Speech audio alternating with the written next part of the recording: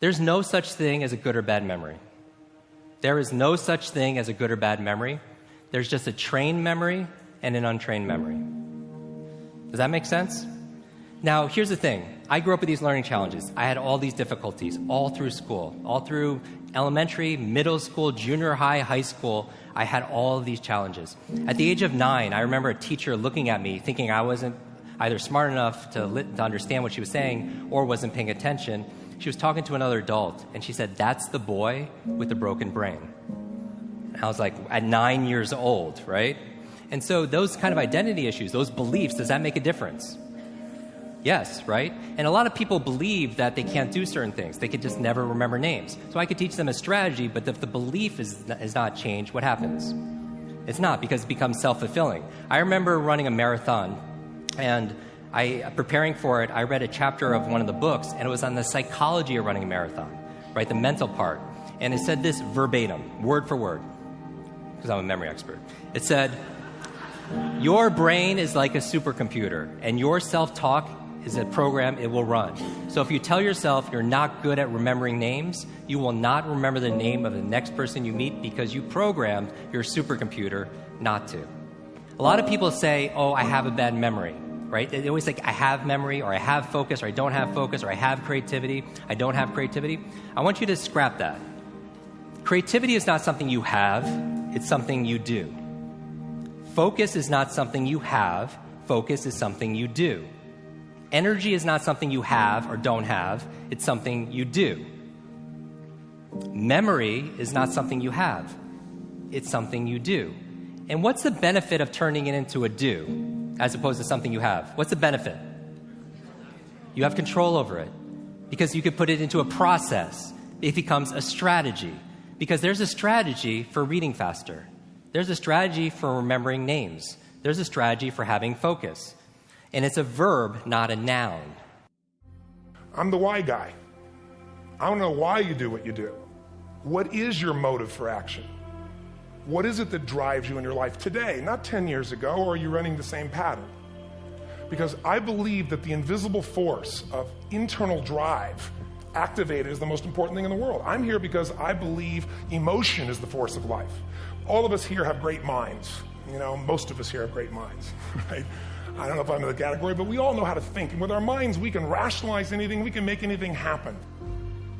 I am one decision away from a totally different marriage, a totally different life, a totally different job, a totally different income, a totally different relationship with my kids.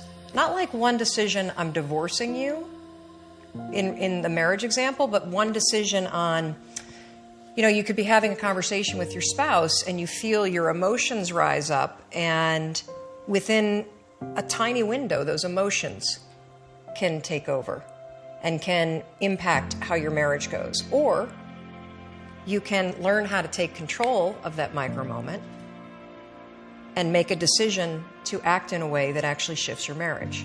Your life comes down to your decisions, and if you change your decisions, you will change everything. The mind has the tactical advantage over you at all times. At all times of your life, the mind has a tactical advantage over you. Why is that? It knows what you're afraid of. It knows your insecurities. It knows your deep, dark lies. And it starts to push you away from that shit. It pushes you in a direction that is comfortable. The mind controls everything. So what I realized was that when I was growing up and I was 300 pounds and I got all fat and I got all insecure, I realized that my mind kept taking me in this direction. When things got uncomfortable for me, when I was facing my insecurities, I was facing my fears, my mind said, "Oh no, we have a tactical advantage. We need to get you, separate you from this feeling over your life. It's all about feelings. We want the happy feeling. We don't want that feeling of this sucks. Why am I here?" And you don't have any, so you can't answer those questions, so you leave. I started realizing that if in that moment you can answer those up questions and you are now in charge of your brain versus your brain ruling you, that's where all that stuff comes from. So the 40% rule is all of that. You get to 40%, your brain says, "We're done. Let's roll, man. This is starting to get painful. This is uncomfortable." So you sit down. You have to figure out ways, and everybody's different. That's how the book kind of talks about, like we all have these things about, 5 steps to this and 4 steps to this. It's a lot more than that. That's all bullshit. It's a practice that you have to, it's a habit. So if you know that at 40%, I'm feeling pain. At 40% I'm feeling pain. That's where the 40% rule kicks in. Now it starts. Okay, I'm feeling pain. My mind's saying all this shit to me. It's saying, get out of here, run, flee. The fight or flight kicks in. Okay, we're done. We're not good enough. It starts telling you all these things. You start to believe it because the mind controls all. This is the time where you have to gain control back of your mind. It's okay, let me see if I can go 45%. And once you start giving yourself more and more hope and start realizing, okay, the mind starts to be, okay, what are you doing? We're supposed to be going right and you're going left.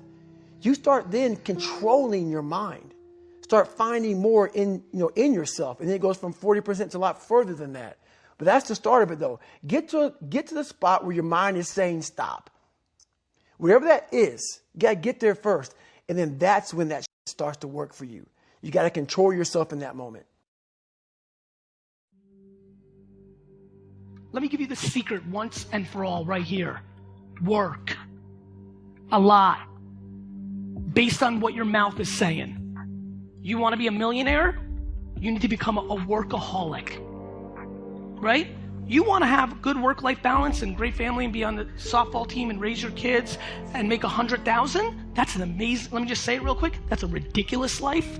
Making $100,000, that's a ridiculous life. You make $47,000 and see your kids and do your thing and be happy. That's great, right? But don't talk shit. Talk your reality. Talk your truth. Create a framework that you can follow. Because the only people listening to your excuses or your bullshit are your loser fucking friends. What is in us, we have no idea until we start trying hard. And I mean really trying hard, where you're obsessed with, hey, this is my new norm. My new norm is that, wow, this isn't always fun. It's not always meant to be fun. And that's when you know you're trying hard. People want to know how to stop the laziness and they want to know how to stop the procrastination. You want to improve? You want to get better? You want to get on a workout program or a clean diet? You want to start a business? You want to write a book or make a movie or build a house or a computer or put together some mobile application? Where do you start? You start right here. And when do you start? You start right now. Sometimes your life will be in a slump, just like sports. Some of the best shooters can't hit baskets different times in games. They get in a slump. Do they sit on the sideline and say, I just didn't hit a basket today? No, they continue to execute. I suggest to you that if you are facing a challenge, don't stop. Stay busy. Work your plan. Continue to do those things that you know that work for you after you have evaluated yourself in the situation. Continue to move. Stay busy, stay busy, stay busy. Do not take the easy way out.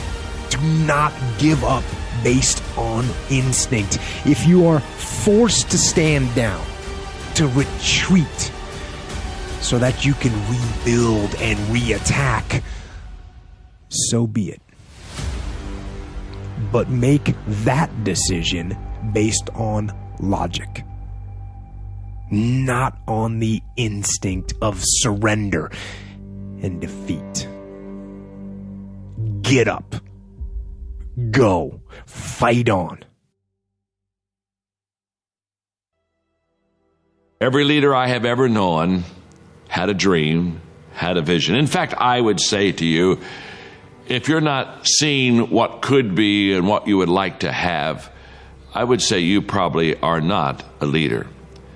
But what I've discovered about dreams is this. Dreams are free, but the journey isn't. And so leaders go beyond just having a dream. They go beyond having a wish list, sitting around a table and kind of hoping something might come to pass. They understand that if they have a dream, if they're a dreamer, they have to pursue that. they have to take the journey. The dream's free, the journey isn't. And what leaders find is that when they go forth toward that dream, they continually have to pay that price. They continually have to realize that they make down payments on the dream they have. But there's one thing else I would like to say. All leaders realize that whatever they pay, it's worth the price, because dreams for them do come true. The Newtonian world is all about the predictable. It's all about predicting the future. But the quantum model of reality is about causing an effect. The moment you start feeling abundant and worthy, you are generating wealth. The moment you're empowered and feel it, you're beginning to step towards your success.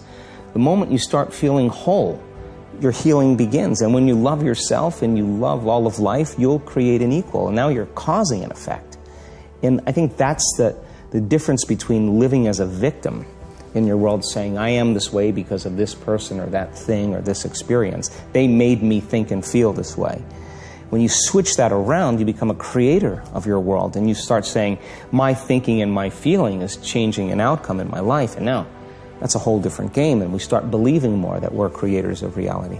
How do we then go from that, like mechanistically, to begin this visualization process of something that's empowering? It's me in a different state. It's my future self. Is it meditation? Is it, what does that look like? If you're not being defined by a vision of the future, then you're left with the old memories of the past, and you will be predictable in your life. And if you wake up in the morning and you're not being defined by a vision of the future, as you see the same people and you go to the same places and you do the exact same thing at the exact same time, it's no longer that your personality is creating your personal reality. Now your personal reality is affecting or creating your personality. Your environment is really controlling how you think and feel unconsciously, because every person, everything, every place, every experience has a neurological network in your brain. Every experience that you have with every person produces an emotion. So some people will use their boss to reaffirm their addiction to judgment. They'll use their enemy to reaffirm their addiction to hatred. They'll use their friends to reaffirm their addiction to suffering. So now they need the outer world to feel something. So to change then is to be greater than your environment, to be greater than the conditions in your world. And the environment is that seductive. So then why is meditation the tool? Well, let's sit down, let's close our eyes. Let's disconnect from your outer environment. So if you're seeing less things, there's less stimulation going to your brain. If you're playing soft music or you have earplugs in, less sensory information coming to your brain, so you're disconnecting from your environment. If you can sit your body down and tell it to stay like an animal, stay right here. I'm going to feed you when we're done. You can get up and check your emails. You can do all your texts. But right now, you're going to sit there and obey me. So then, when you do that properly, and you're not eating anything or smelling anything or tasting anything, you're not up experiencing and feeling anything, you would have to agree with me that you're being defined by a thought, right? So when the body wants to go back to its emotional past, and you become aware that your attention is on that emotion, and where you place your attention is where you place your energy, you're siphoning your energy out of the present moment into the past, and you become aware of that. And you settle your body back down in the present moment, because it's saying, well, it's 8 o'clock. You normally get upset because you're in traffic around this time. And here you are sitting, and we're used to feeling anger, and you're off schedule. Oh, it's 11 o'clock, and you usually check your emails and judge everybody. Well, the body's looking for that predictable chemical state. Every time you become aware that you're doing that, and your body is craving those emotions, and you settle it back down into the present moment, you're telling the body, it's no longer the mind, that you're the mind. And now your will is getting greater than the program. And if you keep doing this over and over again, over and over again, over and over again, just like training a stallion or a dog, it's just going to say, I'm going to sit. And the moment that happens, and the body's no longer the mind, when it finally surrenders, there's a liberation of energy.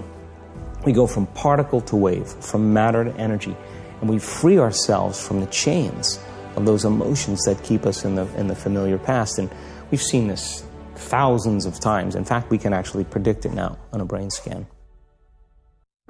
I don't care how good you are. I don't care how talented you are. I don't care how much you work on yourself. There are some times when things aren't going to go right.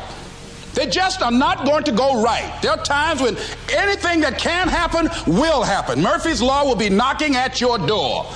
Why? I don't know why. That's called life.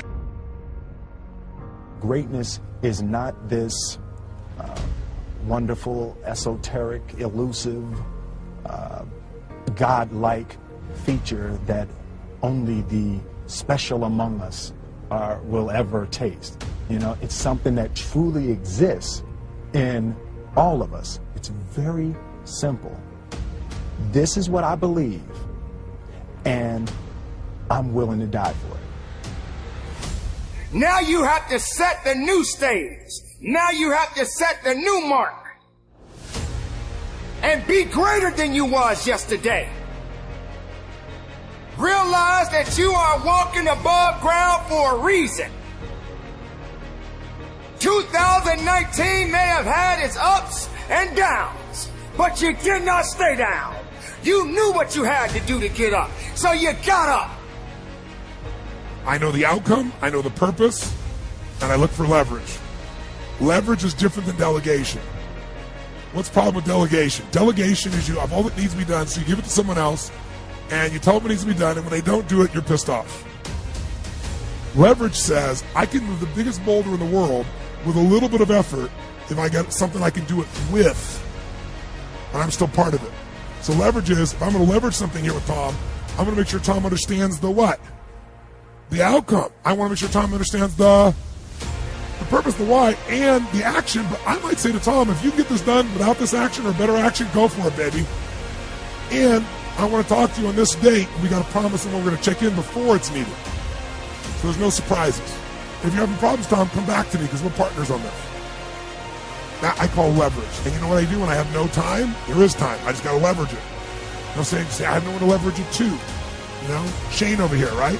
I got all the stuff he wants to do, can't leverage it. But Shane's answer was, hire somebody, then he thinks about what it's going to take and goes, $125,000, can't do that now. He's getting caught up in one way to get the outcome. Leverage. He goes to his list and goes, what if I got somebody to do 20% of this stuff? I could spend 20 grand to get that much freedom. I could pay for it times 10. And if I'm really productive, my productivity should enhance the world, not only my clients and customers, but it should provide jobs for other people. And if there's anything you hate to do, it's because you're either ineffective at it or you don't think it's very important, but it is urgent. So you need to hire somebody for those things. And ideally, somebody who loves that job. You're never going to grow when your time is eaten up for activities that aren't that important. Activity without high levels of purpose is the drain of your fortune. Do it now.